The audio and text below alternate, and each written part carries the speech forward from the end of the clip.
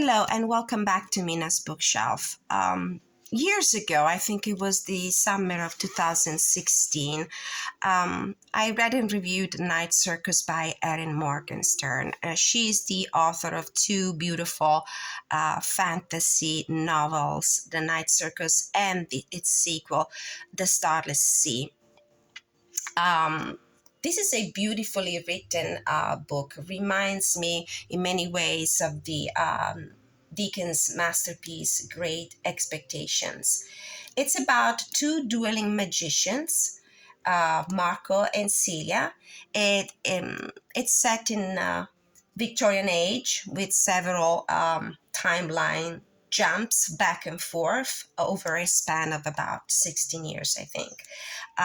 The story takes place on either side of the Atlantic Ocean, and it's a very fascinating, very charming book. It's a star-crossed lover's story. They will remind me a lot of the Mrs. Avisham and Pip and Estella as the characters in Dickens' Great Expectations. Now, this book is not a plot-driven story, I would have to say. It's not packed with action. It's probably not even a character-driven, character-building story. But it's all about setting the tone and the mood with exceptionally elaborate descriptions of clothes and interiors and food. But in the end, the mood and the tone, the atmosphere are as gray and dark as the circuit tents that appear during the night. There's a beautiful description at the beginning of the book where the circus, which normally is something colorful and loud and flamboyant, is described as almost as a monochromatic kind of circus with black and white striped tents against the colorless backdrop of the sky, of the night sky. This is a book that had a lot of readers still today on the fence because while it is exceptionally written, you can actually tell that Erin Morgenstern is a literary acrobat with the beautiful way she conceived this story, jumping back and forth, switching timelines constantly. But it's not action-packed. A lot of readers might have found it quite of a slow burning story, but the imagery is so lush. There's this mysterious circus born from the collaboration of two competing magicians.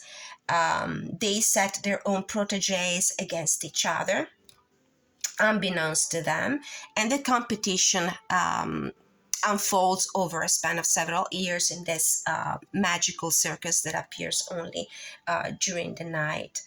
Now, there is also a kind of a Alice in a Wonderland-esque kind of quality, as also in her second novel, in The Starless Sea, with these very unique characters and with this idea of a portal, of a rabbit hole, of a different dimension behind this portal.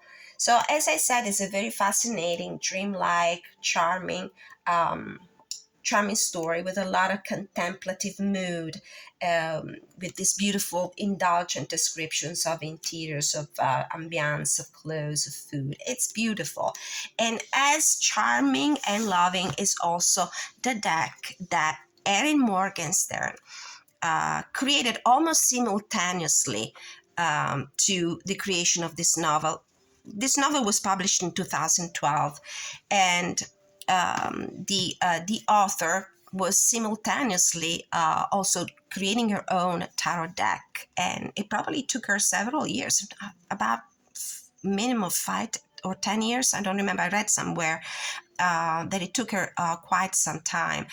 She actually painted with acrylic black and white colors the images of this deck, mixing the two to create also the gray the gray images, the gray portions of the images. So let's take a look at this. This is published by, just a few days ago, published by Clarkson Potter. It comes in one of their usual sturdy box with a clamshell opening. It's beautiful with this red interior. This is the guidebook. I have to say, because Amazon just threw this box in a padded bag, and these boxes usually don't come with any extra protection outside, no cellophane, nothing. The box came a little dented, and unfortunately when I opened the box, I found that the deck had already a chip card. I don't know if you can see it here. All right, but one thing at a time. Let's go through the PHANTOMWISE Tarot Guidebook. So welcome to the PHANTOMWISE Tarot. This black and white world is a little bit circusy, a little bit wonderland, and a little bit nocturnal fantasia of its own invention. This deck is loosely inspired to her novels. I actually found atmospheres and qualities that you can find also in the Starless, not only in the Night Circus. But it's not a faithful tarot rendition of the novel. It's all about the mood, the vibes, the atmosphere. So it's a Rider-Waite inspired deck. And therefore, even if you haven't read the book, you could easily read with this deck. This black and white world is a little bit circusy, a little bit wonderland, and a little bit nocturnal fantasia of its own invention, a mix of myth and fairy tale and chaotically splattered paint, populated with pirates and puppets and ballerinas and books, all conjured from shadow and light. This is a dreamland. It exists now and then and out of time completely, somewhere between asleep and awake. Within the major arcana, an inquisitive child in a white dress will foolishly chase after a rabbit despite cat-issued warnings and find themselves stumbling through a world of shadowy figures and swirling clouds and dark moonlit woods before they find their feet on the solid ground of the world again. Throughout the minor arcana, there are realms of air and fire and earth and water to be explored, filled with sharp swords and magic wands, five-pointed stars, and cups filled with tea or wine. These 78 cards can be shuffled and drawn to create different interludes that may provide insight and clarity or new perspectives. The meanings presented here are merely guideposts, lantern lights to dimly illuminate the way. There is no wrong way to read these cards. These are dreamscapes filled with ideas and possibilities waiting to unfold. Now, there's also a page that suggests how to read these cards, the usual recommendations, and then we go into spreads. And I think this is the most interesting part of this guidebook. I already took a look yesterday. We have a Dream Child spread, a 3-card spread with the Dreamer, the Querent's current position, the Dreaming card, the unconscious hidden influences of something unseen, and awakened conscious outside influences or actions to be taken. And then there's a Celestial Navigation spread. Hold on, let me adjust the light, if I can. Okay. This is a 6-card spread. Very interesting. I think down the rabbit hole spread. There's 3 good spread. Now, there's also a very interesting author's note that is worth being read. The PHANTOMWISE Tarot was painted between 2007 and 2010. The Night Circus was published in 2012. So I do believe it would be my assumption that the two things were being created almost simultaneously, or at least they were in the creator's head simultaneously. I decided to paint my own version of the cards, not as an in-depth study, but to help capture them in my memory and imagination. Each card was hand-painted in black and white acrylic paint and all the shades of gray that resulted from messily mixing the two. During the same time period, I was writing a book that would eventually become The Night Circus. Each project contains reflections of the other, sometimes subtly and sometimes less so. Both are black and white wonderland peppered with kittens. The hangman appears identically in each, and I truthfully cannot recall which one came first. The card images are loosely based on the classic Rider-Waite-Smith designs by the inimitable Pamela Coleman Smith, and this deck can be used with any Rider-Waite-Smith tarot guide. These cards have waited patiently for over a decade to find their way out into the world, and I'm delighted that they can now be held and shuffled and explored. Then we have the black and white thumbnails of the black and white cards with the keyword, the name of the card, and a small paragraph for each of them. She goes through each of the major arcana this way, and she does, I believe, the same thing also for the minors, about the same length. There's a brief introduction for each of the suits, and in the end, that is it. All right, so this is the box. It was simply sealed with one of those clear stickers here. It's beautiful. Has this cradle here for the deck and the usual ribbon. I have to say, you could easily tell by reading the book, that the author Erin Morgenstern was enamored with the tarot as a mystical tool, because several of her chapters have titles like the Le Bateleur, which in French means the fool, and then again there is a chapter titled the Hangman, and then what else? I think I remember seeing a chapter called Cartomancy, and then another called Hyaloromancy, which is a very strange form of divination. It's a divination that uses cats to predict the weather. Very interesting. There's another one called The Lovers. So she's a girl after my own heart, Erin Morgenstern. So let's take a look at the deck.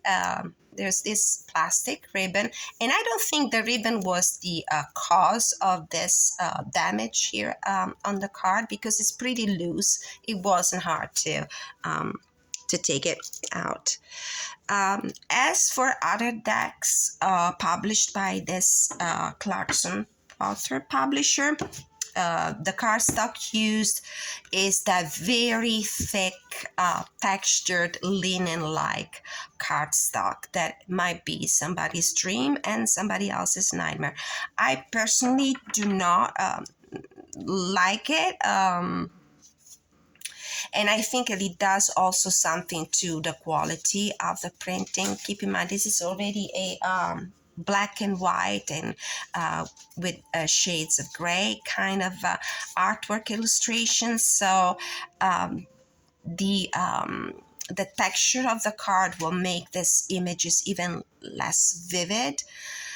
But anyway, let's go through the cards one by one. As I said, is faithfully follows the RWS, so it will be an easy reader. So this is the Fool with the little cat instead of the dog. Of course, Erin Morgenstern, as you can tell, loves the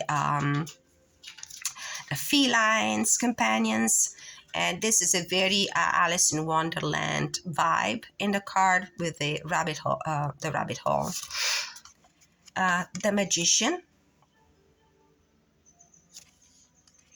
the High Priestess, beautiful card. The Empress. I had no idea that this author was also a very talented artist, visual artist. The Emperor. And I wonder if she will do any more of these. If she will create any more decks. The Hierophant. The Lovers. The Chariot. Strength. The Hermit. The Wheel of Fortune. Justice. The Hangman.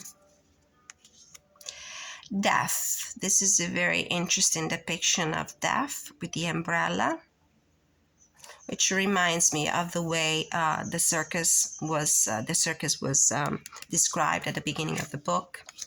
Actually, let me open the book and start from the first pages, the very first page, which is very beautiful, sets an incredibly dreamlike tone. The circus arrives without warning. No announcement precedes it.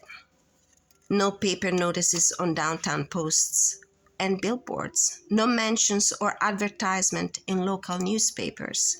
It is simply there when yesterday it was not.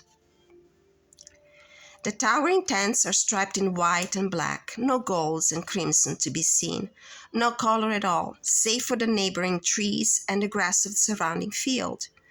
Black and white stripes on gray sky, countless tents of varying shapes and sizes, with an elaborate wrought iron fence encasing them in a colorless world. Even what little ground is visible from outside is black or white, painted or powdered, or treated with some other circus trick. But it is not open for business, not just yet. Within hours, everyone in town has heard about it, but by afternoon, the news has spread several towns over.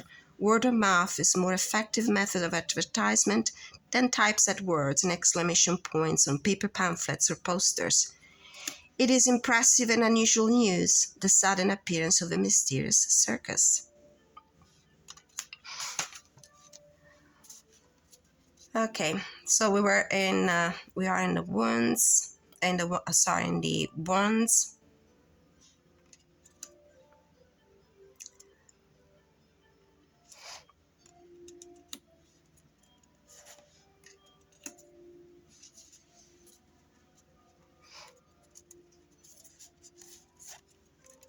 Nine of Wands,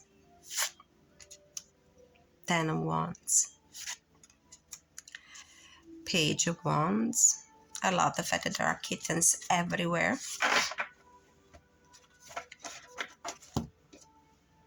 The Knight, the Queen, the King of Wands, Ace of Cups, Two of Cups, very cute, Three of Cups, the Four of Cups, the Five of Cups, Six of Cups, adorable, the Seven of Cups, the Eight of Cups, the Nine of Cups, the 10 of Cups, Page, the Knight of Cups, the Queen of Cups. So if you were expecting this deck to be heavily inspired to the Night Circus storyline, if you were expecting to find characters from the book, this is not what happens in this deck. I have to say, I do feel more the influence of the Alice in Wonderland iconography rather than characters from the book itself. Here, the Night Circus.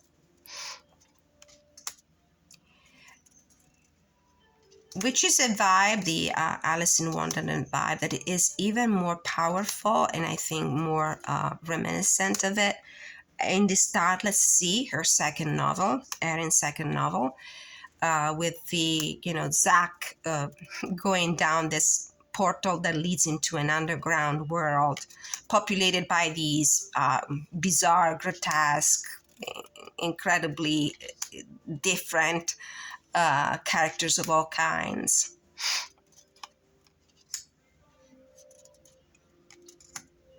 Six of Pentacles, 7, 8 of Pentacles, the 9, the 10 of Pentacles, the Page, the Knight, the Queen, and the King of Pentacles. All right, so this is the deck. It's a pretty chunky one. The cards are thick, quite thick. So we're gonna shuffle it and see how hard it is to shuffle this deck. Yeah, they will get a nice bow pretty quickly. It doesn't look like the cards will go back to their, to their shape. Just take a look.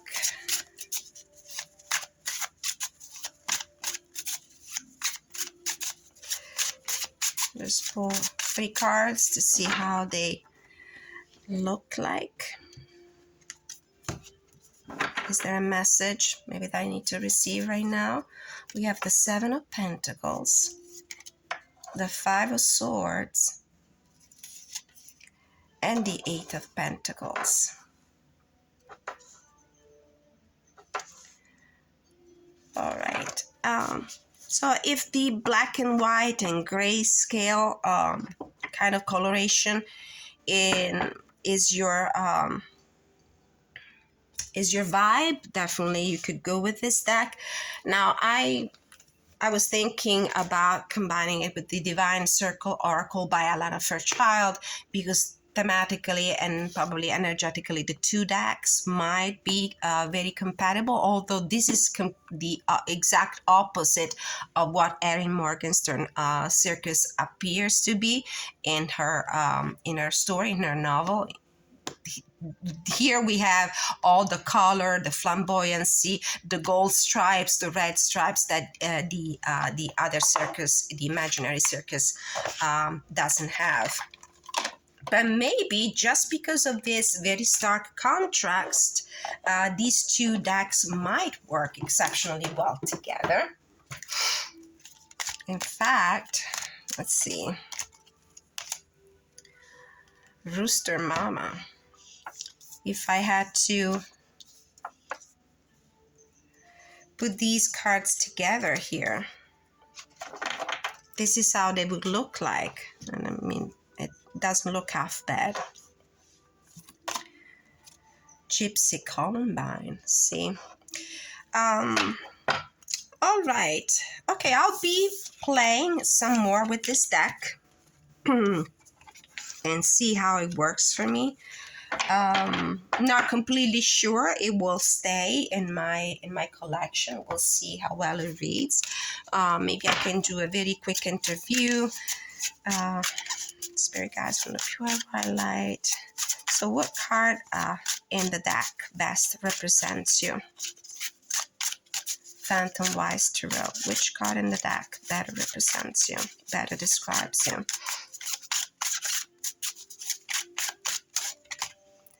The 10 of Pentacles. This is a deck with a long legacy. Definitely, consider it comes from the acrobatic literary mind of Erin Morgenstern. It's the fruit of hard labor. What is your strength? But I do feel like this is also the invitation for me to go in through this door and enjoy the riches, the beauty of what Erin has created. What is your strength? 3 of Cups.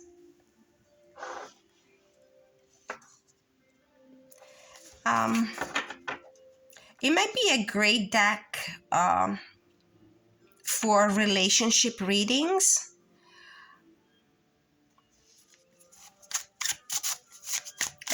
A great deck that might shed a light on relationships, friendships.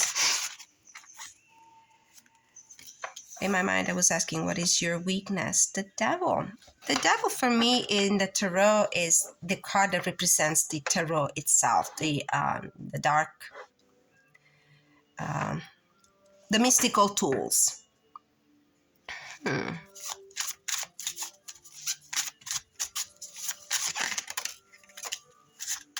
What are you here to teach me?